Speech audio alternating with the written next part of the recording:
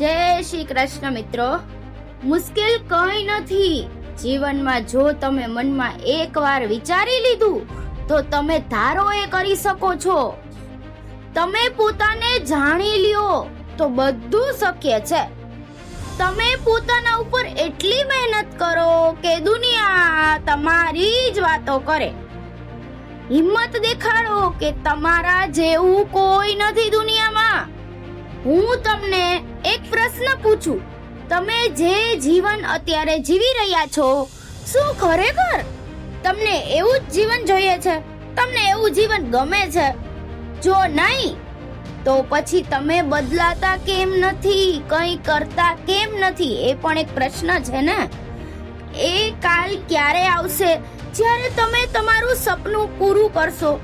બીજાને જોઈને તમને પણ કંઈક મોટું કરવાનું મન થાય છે કે નથી થતું? કોમેન્ટમાં જરૂરથી કહેજો. થોડા સમય પછી ફરી એ જ આળસ, એ જ બહાના અને એ જ જૂની જિંદગીમાં પાછા કેમ આવી જાવ છો? એક સૌથી મોટો પ્રશ્ન, તમે તમારા સપનાને લઈને એટલા ગંભીર છો જેટલા તમારા બહાનાને લઈને છો? તમારા જીવનમાં સૌથી મોટો અવાજ બીજાનો નહીં, તમારા પોતાના મનનો હોવો જોઈએ.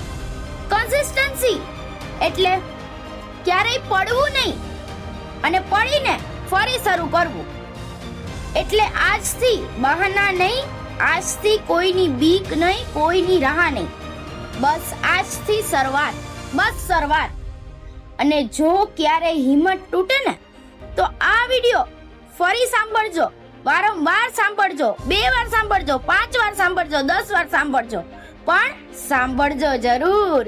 કારણ કે કદાચ તમને મોટિવેશનની નહીં પણ ફક્ત એકવાર યાદ અપાવવાની જરૂર છે કે તમે હારી જવા માટે નથી જન્મ્યા, કંઈક કરવા માટે આવ્યા છો દુનિયામાં.